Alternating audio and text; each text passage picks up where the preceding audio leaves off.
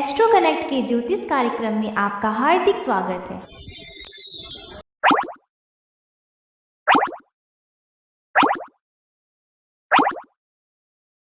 नमस्कार। बात करेंगे मकर राशि वालों की और देखेंगे कि सूर्य का जो राशि परिवर्तन 14 जून 2020 को होने जा रहा है वह किस प्रकार का मकर राशि वालों के लिए रहने वाला है। सूर्य 14 जून 2020 को शुक्र की वृषभ राशि से निकल करके बुध की मिथुन राशि में प्रवेश करेंगे, जहां सूर्य का भ्रमण अगले माह 16 जुलाई 2020 के 10:38 तक रहने वाला है। मिथुन राशि में पहले से ही राहु भ्रमणशील हैं और बुध भी उसी राशि में है।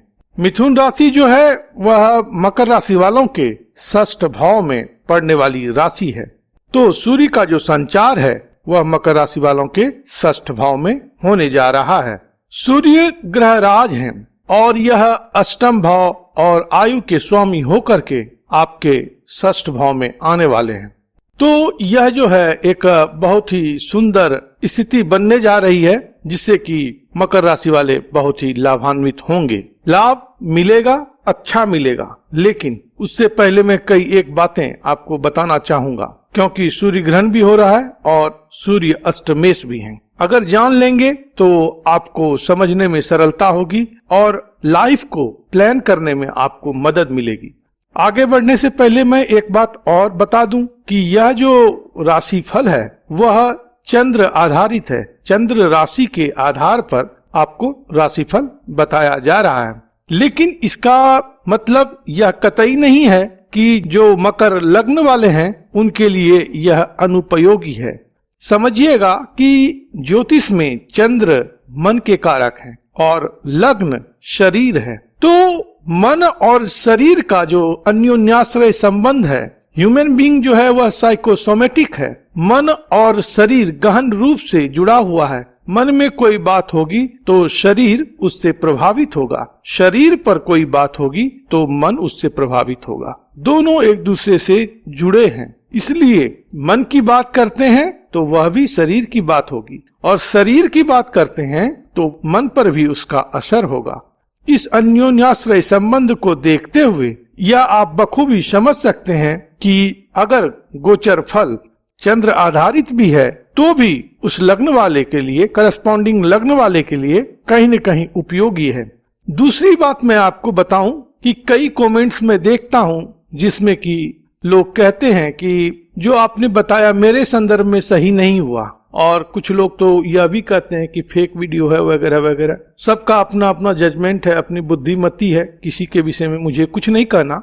मुझे बस आपको यह बताना है कि यह सामान्य गोचर फल है। मकर राशि के लोग इस विश्व में 50 करोड़ होंगे, सब पर एक जैसी बात नहीं लागू होती है। तो उसी के लिए आचार्य ने कहा कि देश, परिस्थिति, काल और पात्र, ये सारी जो बातें हैं वह बहुत अहम है। इसके अलावा दशा काल आपकी पर्सनल कुंडली में किस प्रकार की है वह भी बहुत निर्णायक है।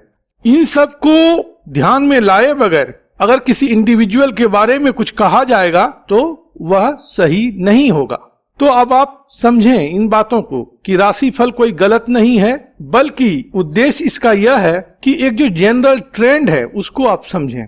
जनरल ट्रेंड अगर समझते हैं तो आपको लाइफ में प्लानिंग करने में मदद मिलेगी। समय की क्वालिटी को समझेंगे तो उसमें आप कुछ निर्णय लेने की स्थिति में रहेंगे। अगर मान लें कि 6 महीना पहले कोई बता दे कि लॉकडाउन जैसी स्थिति होने वाली है, तो अगर आप उसके लिए उस समय प्रिपेयर्ड होते हैं, सचेत होते हैं, सावधान होते हैं, तो इसमें बुराई जैसी कोई बात नहीं है। इसलिए अगर आपको उपयोगी लगता है तो इसे सुने और अमल करें, अदरवाइज एक इंटरटेनमेंट है, उसी तरह से आप इसको ले सकते हैं।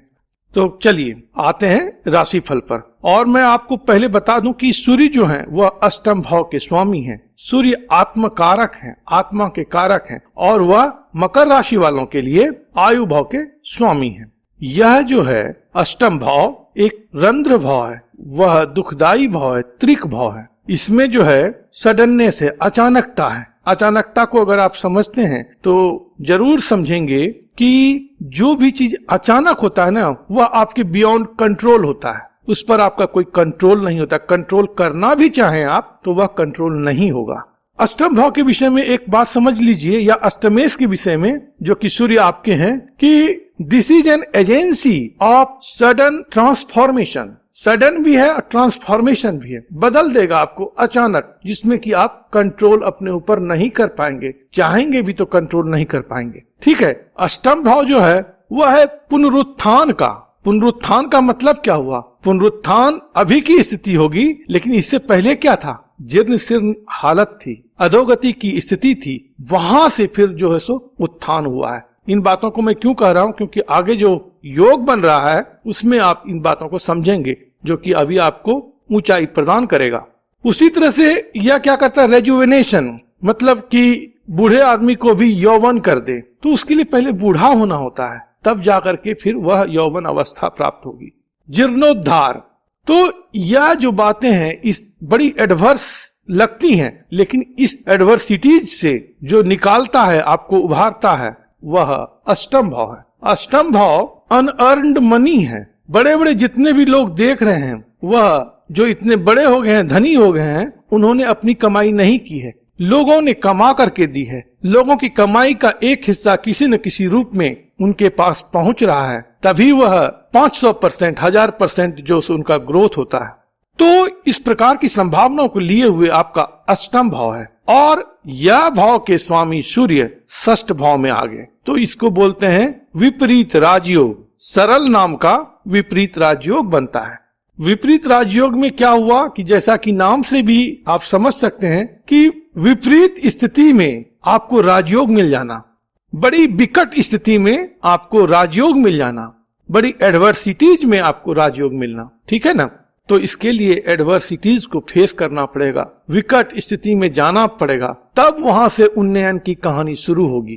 तो यह जो सूर्य अभी यहाँ पर है 1 माह के लिए, इसमें आपको कुछ डिफिकल्ट सिचुएशन आ सकता है, लेकिन आप घबराइएगा नहीं, क्योंकि वह डिफिकल्टीज अल्टीमेटली आपके आइडेंटिटी को बदलेगा। फोर्सफुल्ली आइडेंटिटी को बदलने वाला होता है अष्टमेश। रातों रात स्टार कोई बन जाए तो उसका अचानक रूप में आइडेंटिटी उसकी बदल जाती है।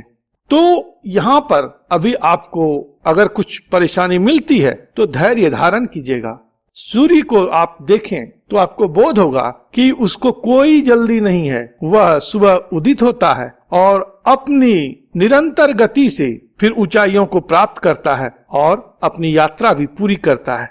किसी दिन ऐसा नहीं होता चंद्रमा की तरह कि कभी बड़ा दिखा कभी छोटा दिखा, उसमें कोई इरेगुलरिटी नहीं है। तो अभी आप जो करें वह कंटिन्यूटी के साथ करें। सूर्य की तरह जो राजा का गुण है आत्मविश्वास और फर्मनेस, अपने जो डिसीजन को लेकर के आपके अंदर एक दृढ़ता है, उन सब बातों को लेकर के अभी आप अपने कर्म में लगे, निश्चित रूप में आपको सफलता प्राप्त होगी। वैसे भी षष्ठ भाव जो है संघर्ष का स्थान है, तो वहां पर क्या हुआ कि सूर्य और राहु मिलेंगे तो 21 जून को ग्रहण लगेगा। ग्रहण कहाँ लगा? तो ऑब्स्टेकल में। तो क्या होगा कि आपकी सारी परेशानी ग्रहण में आएगी, अर्थात सारी परेशानी खत्म होगी। सूर्य क्या है? सफलता, तो आपको सफलता प्राप्त होगी। नौकरी का भाव है षष्ठ भाव, तो नौकरी विषयक बातों में, कामकाज विषयक बातों में, धन संबंधित बातों में सूर्य यहाँ पर आपको इस समय में उन्नति देंगे।